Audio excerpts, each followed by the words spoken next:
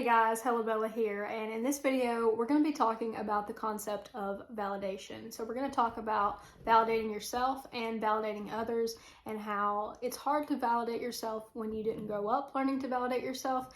And we're going to get into some tips and strategies that you can use going forward as an adult in order to feel secure in who you are.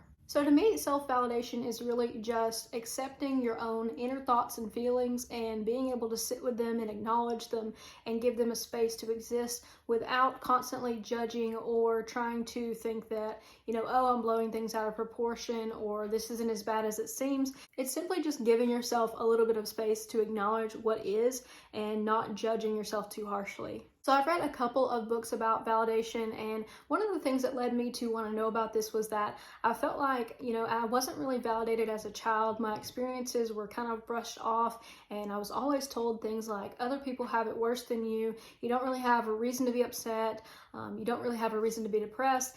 And, a lot of it was just my feelings were met with logic, and logic is not necessarily the thing that you need to bring into play when someone wants to be validated. A lot of times when we're telling our stories to people that we love, we really just want them to listen. We don't actually want them to do anything. We don't want them to fix it. We don't want them to react. We just want them to kind of be on our side and to listen and hear what we are saying. So an example of this might be if your friend has a breakup and you tell your friend that, they need to get back out there. We're going out this weekend. We're going to find some hot guys, and that we are not going to sit there and be sad about this crappy guy because you deserve better than that, and he was a crappy guy anyway, so why are you even sad about it? So instead of being there for your friend and saying, I can understand, why you're hurt because, this relationship has come to an end and you didn't want it to go this way, but it did, and just sort of acknowledging your friend's sadness, you jump right into fix-it mode. And we all do this. We're all guilty of this because really it's uncomfortable to be in a space where someone is sad or hurt. If we have a bad feeling, our first urge is usually, let me do something to make the bad feeling go away. And instead of doing that, one of the most helpful things that you can do is just kind of sit with the feeling and process it instead of trying to, shove it under the rug. So when it comes to validating your family and friends, you can ask them questions. You can follow up on their statements with things that are like mirroring statements. Like if someone says, I had the worst day ever, my boss is really rude to me, and I just don't feel like I can work at this company anymore, then you might say something along the lines of, it seems like you had a really bad day because of the interaction that you had with your boss. You don't have to say, oh, or who was in the right, who was in the wrong, maybe you should have done this, or maybe you should have said that, or if I were you, I would do blank, because all of these things are not really helpful to the person who's just trying to process their bad day. It's not something that we, realize that we're doing in the moment, but it seems like a lot of people, their first urge is to go into damage control mode and go into fix-it mode, and it really is just not helpful when it comes to validating people. To validate someone is really to help them be seen and understood, and really on a personal level to just kind of be able to sit with them while they feel the way that they're feeling. It's not necessary that we try to fix everything and try to, give them a DIY manual for how to improve their life. I know that a lot of when I was younger, I would give a lot of unsolicited advice to my family and friends, and they thought it was kind of funny, and a lot of times they would ask me for it, but most of the time the advice was not asked for. It was me offering up advice that I thought would be helpful, because to me in that situation, it seemed clear to me the answer of what someone should do. A lot of people complaining about their problems, you often think, this is not really a problem. I know exactly how I would fix this. I know what I would do, so I don't understand why you're not doing it. And then, we get caught up in like blaming people for their actions and for, either doing something or not doing something.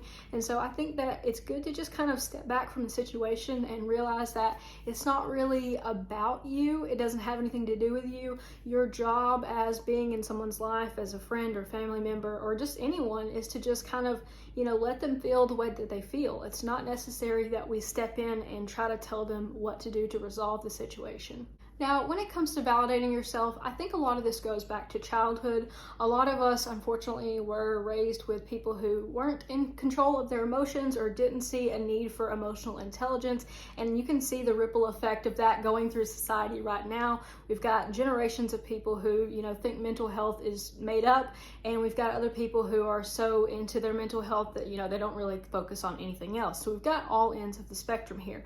But one thing that I realized is that when your emotions and your feelings are not validated when you're a child, it becomes very difficult to validate yourself as you grow up. One thing in my family was that if I ever did cry, my mom would say, "Stop crying, don't cry, you don't have anything to cry about," things like that. Instead of just helping me understand my feelings or process them, their first instinct was to basically tell me to stop doing what I was doing, stop feeling what I'm feeling. What you're feeling is wrong, what you're feeling is not necessary, what you're feeling is an overreaction. And so all of those messages that I received as a child led me in my adult life to question whether or not I'm actually perceiving reality as it is. And so you can see that if you weren't validated when you're younger, it becomes kind of like a challenge to even realize like what's going on and whether things are real or not real. I had a lot of self-doubt in my early 20s. I felt like I was never enough, like what I was doing was insufficient. And I think that, if I'd been validated more on what I was doing, maybe I wouldn't have felt that way. One example is, say your child is getting bullied at school and you tell your child, "Oh, the bullies are going to grow up and they're not going to do anything with their lives and they don't really know anything, so you shouldn't let what they say affect you and you should just brush this off and move on." So instead of comforting your child who's very sad and had a recent blow to their self-confidence, you tell them that everything's going to be fine 20 years from now. So how is that helpful to the child in the moment? Like, how is that something that is going to make them feel better? How are they going to go to school the next day feeling when they have no real solution or way to process their emotions? And I think that it's clear to me that a parent is trying to do what they think is best, but until we kind of equip ourselves with more emotional intelligence, it's really hard to do the right thing because we're just repeating patterns that we saw our parents do, that their parents did, that their parents did. So unless you take an active role in educating yourself, it's really easy to invalidate your children. So instead of responding by telling your child, "Oh, you need to brush it off, bullies will be bullies," maybe you say something along the lines of, "I can tell that what that kid said to you really hurt your feelings and your self-esteem, and it seems like that would be difficult to deal with." And then just pause. You don't need to say anything else. You don't need to rationalize. You don't need to fix it. You just need to be there and acknowledge that you're hearing what they're saying, because I think that acknowledgement is so underrated. To be acknowledged is really, in essence, like to be seen and heard, like to be accepted, for someone to just sit there and be with you in a moment, like in a peaceful moment. Like, I don't know, that's just sort of one of the most intimate things in the world to me.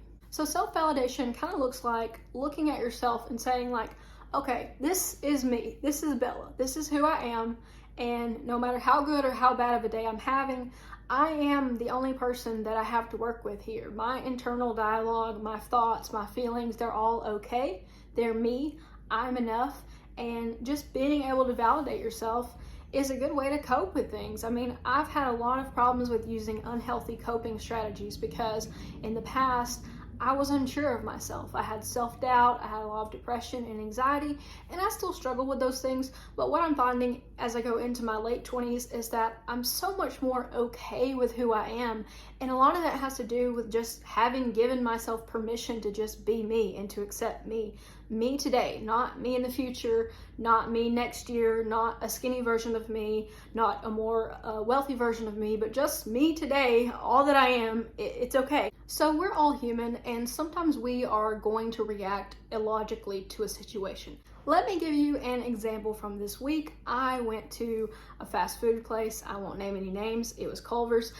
Sorry, I did name them, but it was Culver's. And I was going there for the first time because I really didn't want to cook supper. Me and my boyfriend were just trying to get something quick. And I had even looked on the menu to make sure that I got like a healthy option that fit my calories for the day. And I went to get my food, went through the drive-thru, they gave us the bag, we got home. I opened it up and the salad was nowhere to be seen. So I didn't get my food that I had originally ordered. So I went back and, called them, told them what happened, and I was furious. I was already hangry, and I was just, I was like, "You cannot take this out on the fast food worker. It's not that big of a deal. You're not really starving. There's no emergency here. Everything that you're feeling is an overreaction." And then suddenly I was like, "No, I'm mad. I'm angry. I didn't get what I ordered. I already paid for it. I've already gotten home. Like, I'm just pissed off." And I was having a little attitude, and my boyfriend was like, "Are you okay?" And I was like, "Yeah, I'm fine. I'm just angry." And it was kind of like, I don't know, it was nice to be able to just say how I was feeling. Like, even though maybe it was an overreaction to a simple thing, I was angry, I was frustrated. I even like almost felt like crying because I had such a long day.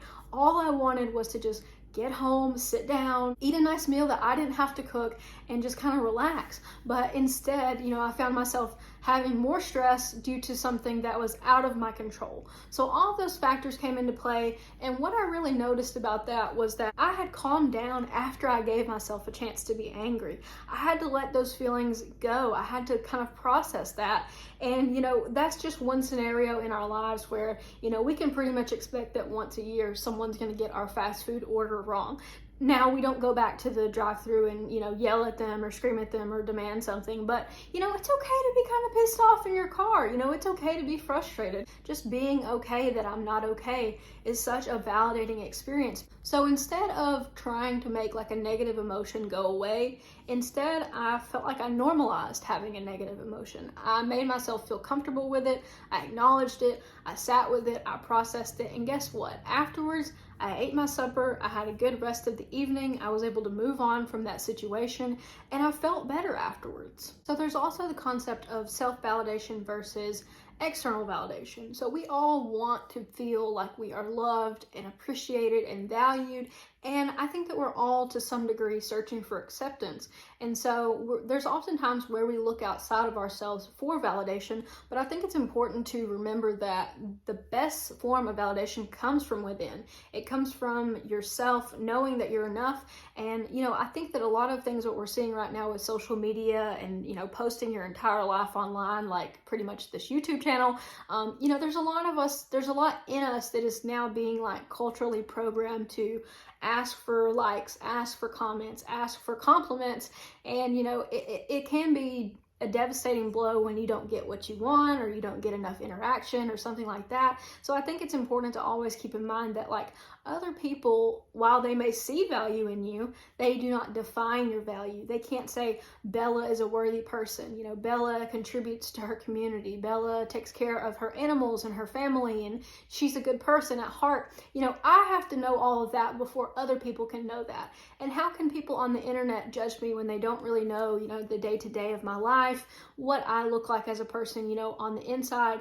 And, I think it's just important to keep in mind that like social media is it's fake. I think that we show our best selves, and that a lot of us are, really grasping at something that doesn't even really exist. One thing that I've noticed is that when my life is going really well and I've got a lot going on and I'm excited and I'm happy, it's rare that I will post on social media because I'm too caught up in my own life to really worry about what's going on with others. I don't need the likes and the validation. I don't need the feeling of other people seeing what I'm doing. It's enough for me to simply just be doing it and be living in the moment. So I think that, it's interesting to see like, if someone's constantly posting or constantly, airing out their feelings on Facebook or Instagram or whatever, that person probably is seeking a lot of validation. So when we learn to validate ourselves, we stop coming off as needy or clingy or too much. We all know those people that, when we walk in a room, you can just tell that like they're looking for something. They want to be acknowledged. If you are seeking approval constantly, you may need to, look at that and look inward, because if you can't be okay with who you are, just being you, you're not going to be okay with it if other people approve you or validate you. You really have to just step inward and look at yourself before you can, look for that external validation. It's important to kind of observe your thoughts and really look at it as like you're not your thoughts and feelings. Your thoughts and feelings are just like waves. They're coming and they're going. They don't last for very long. They're temporary, and they don't really represent you as a whole. It's just a simple thought or feeling. So learning to be like an observer of your thoughts is a really helpful way to kind of start validating yourself, because you can see like, okay, is this normally how I feel? Is this an outlier? Just learning to kind of sit with your thoughts and feelings can be a really useful skill. So we can also validate ourselves with our actions. One thing that I've realized is that sometimes I need a down day. So maybe I sit home and I watch TV half the day, I eat frozen dinners, and I sit on my phone and I tell myself, God, I'm so lazy today. So instead of that, what I would try now is to say, you know what, I think I've been a little bit overwhelmed lately. I think I need some downtime. I think I need to veg out in front of the TV and maybe even eat some comfort food. I think I need to have a lazy day. Instead of saying, I am lazy, maybe you reframe it as saying, I need a break. I've been doing a lot. I need this time to myself. I need to be able to kind of, just check out for a little while. So reframing the way that we do things in our activities, learning to say no when we don't want to go somewhere, that's another big one. There's always times where we sign ourselves up for something and then the event comes and you're like, I didn't really want to go to this. I knew I shouldn't have said yes whenever I did. A validating thing can be just saying no sometimes, and learning to accept that you're not always going to be mentally turned on. You can only have so much of yourself to give, and validating yourself kind of looks like saying no sometimes. I hope you've learned a little bit from this video about what validation looks like within yourself and how to validate other people. There's a really good book by Michael Sorensen. It's called I Hear You, and that's a book that I think that everyone should probably read. It gives a lot of detail about how to have a conversation with someone where it feels like you're listening instead of just responding. And I think that overall, active listening isn't really a skill that we're ever taught. It's something that we have to teach ourselves, and I think that it could be extremely valuable for your relationships and your friendships if you learn this skill early on. Once you learn to validate yourself, you will have a much easier time validating others. You will have an easier time raising your children. You'll have an easier time speaking with your spouse or your relationship partner. You're overall going to be better off if you learn to validate yourself. So I hope that this video helped you in some way. If it did, please give it a thumbs up and leave a comment about how you validate yourself. How do you tell yourself that what you are doing or who you are is okay? How do you feel comfortable with who you are? All right, guys, thanks so much for watching. I will catch you guys in the next video. Take care.